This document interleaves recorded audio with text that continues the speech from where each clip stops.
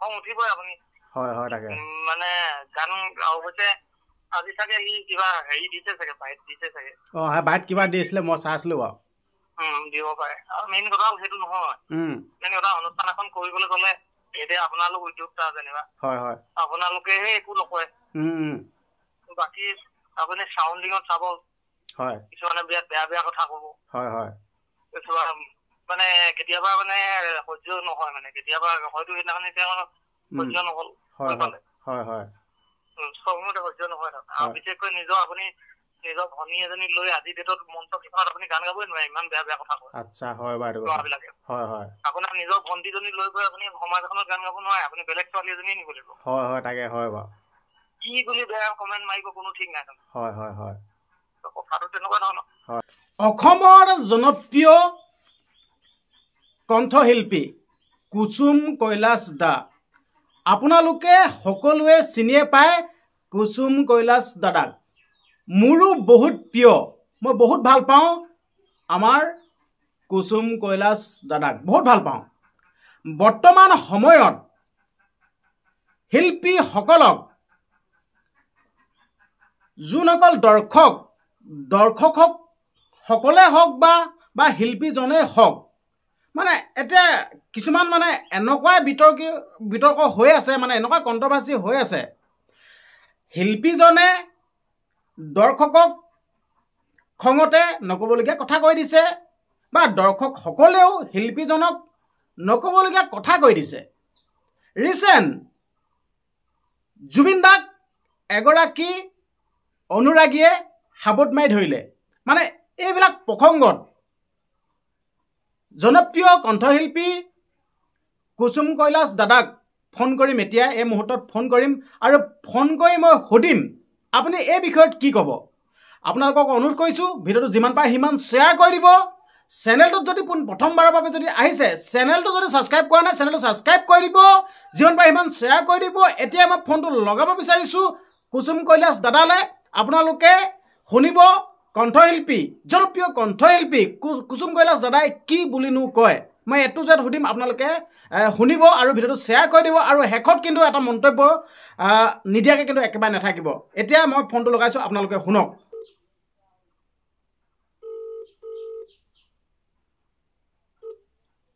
hello' hello' hello' hello' কুসুম দা নমস্কাৰ দেই hello' শুনিছে নাই নমস্কাৰ দাদা মই মানে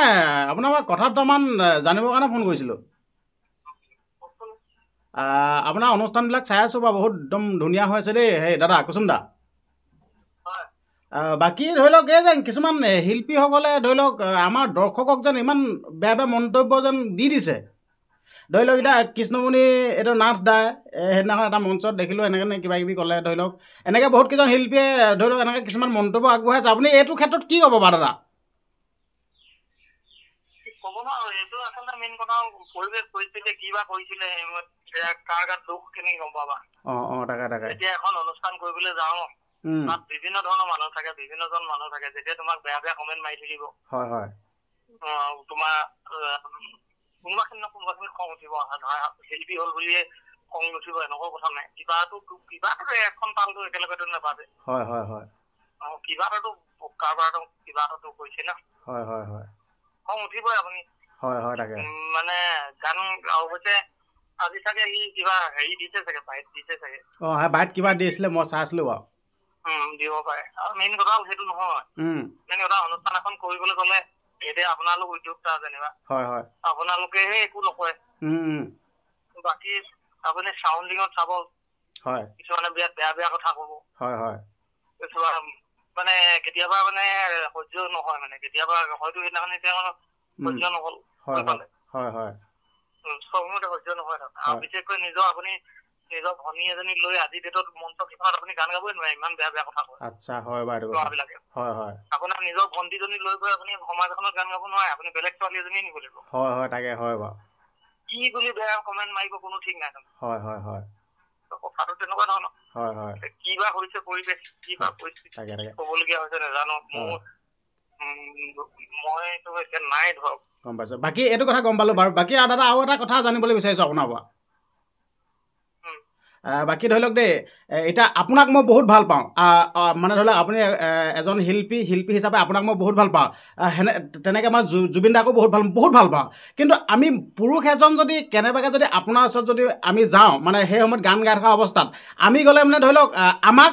চুচুৱাই লৈ আনিব ধুই আনিব গটিয়াই পেলাই দিব এনেকুৱাখিনি কৰে কিন্তু জুবিন দাক এতিয়া এগৰাকী ছোৱালীয়ে সাবত মাৰি ধৰিলেগৈ গবা মাৰি ধৰিলেগৈ কিন্তু সেই ছোৱালীক একো নকৰিলে কিন্তু আমি যদি জুবিন দাৰ ওচৰত যদি গৈ পেলাই ভৰিত যদি ধৰোঁগৈ কিবা কৰোঁগৈ আমাৰ ভাল পোৱাটো যদি দেখুৱাব যাওঁ কিন্তু আমাক মানে কি কৰে চুচুৱাই লৈ আনে ধৰি আনে বা আমাৰ আত্ম যোনটো সন্মান সেই সন্মানটো নাইকিয়া কৰি পেলাই এই ক্ষেত্ৰত আপুনি কি ক'ব কুসুম দা সেইটো বিষয়ত মই একো নকওঁ তুমি উদ্যোক্তাসকলৰ লগত কথা পাতিবা উদ্যোক্তাসকলে গতিয়াই তোমাক পিটনটা দি বানি পঠিয়াইছে উদ্যোক্তাসকলেহে পিটনটো দিয়েগে তাকেতো ক'ব বিচাৰিছো যেন তুমি উদ্যোক্তাসকলক সুধিবা উদ্যোক্তাসকললৈ সেইটো কুৱেশ্যনটো তুমি উদ্যোক্তাক সুধিব লাগিছিলে সেইটো মোক সুধি লাভ নাই হ'লেও আপুনি উদ্যোক্তাসকলে কেতিয়াবা কোনোবা ফটো মাৰিবলৈ বিচাৰিলেও যদি শিল্পীজনৰ ইচ্ছাও থাকে কেতিয়াবা নিদিয়ে ধৰক আচ্ছা হয় ধৰক তেনেকুৱা হয় এটা মানে মেইন কথা কি হ'ল মানে এটা পৰিস্থিতি যাতে নহয় এনেকুৱা বহুত কথা চিন্তা কৰিও কৰে মোৰ ক্ষেত্ৰত এতিয়ালৈকে তেনেকুৱা হোৱা নাই যেতিয়া মই কি ক'ম মই এতিয়া মোৰ ফালৰ পৰা মই ক'বলগীয়া কোনো কথা নাই মোৰ ক্ষেত্ৰত ইমান বছৰ অনুষ্ঠান কৰিছো কোনোবা ফটো মাৰিবলৈ আহিলে ফটো মাৰো চব কৰিবলৈ হ'লেও কৰো তাৰ মাজতে অভদ্ৰামীও মোৰ ক্ষেত্ৰত কৰিছে বাৰু কিন্তু পিছত চৌৰি বুলিও খায় কথাটো সেইটো অভদ্ৰামী কেতিয়াও নকওঁ অভদ্ৰ যদি মোক কৰে নিশ্চয় মই কৰিম অভদ্ৰ কৰিবলৈ বাধ্য হৈ যাব বাকী দাদা মানে ভাল লাগিল আপুনি যিহেতুকে ইমান ধুনীয়াকৈ কথাকেইটা কৈ দিলে বাকী মই গোলাঘাট মেৰাপানীৰ পৰা ফোন কৰিছিলোঁ আপোনালৈ মোৰ নামটো বিকাশ সোণোৱাল মানে ধৰি লওক সৰুকৈ ইউটিউব চেনেল এটা আছে বিকাশ বক্সা সোণোৱাল বুলি তো মই বিকাশ বক্সা সোণোৱালে কৈছিলোঁ দাদা আপোনালৈ বাকী ধৰি লওক আপুনি ব্যস্ত হৈ আছিলে যদিও আপোনাক ফোনটো কৰি ডিষ্টাৰ্ব দিলোঁ আপুনি বেয়া নাপাব আৰু মই এই ভিডিঅ'টো ছ'চিয়েল মিডিয়াত দিব পাৰিম নাই দাদা ঠিক আছে ভাল লাগিল বহুত বহুত ধন্যবাদ দেই ঠিক আছে হ'ব দিয়ক আপোনালোকে শুনিলেই আমাৰ অসমৰ জনপ্ৰিয় কণ্ঠশিল্পী কুসুম কৈলাশ দাদাই কি বুলি ক'লে আচলতে মই বেছি দেৰি নল'লোঁ আচলতে সকলোৱে ব্যস্ততা হৈ থাকে ন মানে কুসুম কৈলাশ দাদাও বা কি কৰি আছে মই সেইকাৰণে বহুত দেৰি মানে কথা পাতিবলৈ নিবিচাৰিলোঁ মানে দুবাৰকৈ ফোন লগালোঁ প্ৰথমবাৰটো ৰিচিভ নকৰিলে আপোনালোক গমেই পালে প্ৰথমবাৰটো ৰিচিভ নকৰিলে ছেকেণ্ডবাৰ লগাইটো ৰিচিভ কৰিছে তাৰপিছত মানে বেছি দেৰি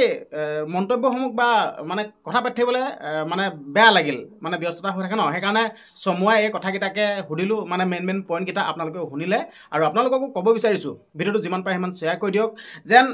এজন শিল্পীৰ ক্ষেত্ৰত যদি কোনোবাই কিবা বেয়া ব্যৱহাৰ কৰে সকলো শিল্পীক খং উঠিব আৰু যদিহে শিল্পীজনেও যদি ৰাইজক যদি বিনা কাৰণত যদি কিবা মন্তব্য আগবঢ়ায় তেতিয়া সেইটোও বেয়া কথা আপোনালোকৰ আগত মুঠৰ ভিডিঅ'টো শ্বেয়াৰ কৰিলোঁ আপোনালোকে শুনিলে মোৰ নিজৰববীয়াকৈ মই একো নকওঁ যিহেতুকে আপোনালোক ৰাইজৰ মাজলৈ ভিডিঅ'টো ঠেলি দিলোঁ আৰু কুসুম কৈলাশ দাদাকো মই ধন্যবাদ জনাইছোঁ যিহেতুকে আপুনি এখন্তে হ'লেও মোক সময় দিলে আৰু আপুনি যেন মন্তব্যকেইটা আগবঢ়ালে মই আপোনাক সোধা প্ৰশ্নকেইটা উত্তৰ দিলে বহুত ভাল লাগিল দাদা আপোনাক ধন্যবাদ জনাইছোঁ আৰু আপোনাৰ স্বাস্থ্যৰ ভালে থকাটো মই বিচাৰিছোঁ কুসুম কৈলাশ দাদা আপুনি ভালে থাকক আৰু আমাক ভাল গান উপহাৰ দি থাকক আৰু ভাল মতে আপুনি মঞ্চত গীত পৰিৱেশন কৰি থাকক তাৰে কামনা কৰিছোঁ আৰু ভিডিঅ'টো বৰ বিশেষ বেছি দীঘলীয়া নকৰোঁ কমেণ্ট এটা কৰিব লাইক কৰিব আৰু চেনেল যদি ছাবস্ক্ৰাইব কৰে চেনেল ছাবস্ক্ৰাইব কৰি দিব ধন্যবাদ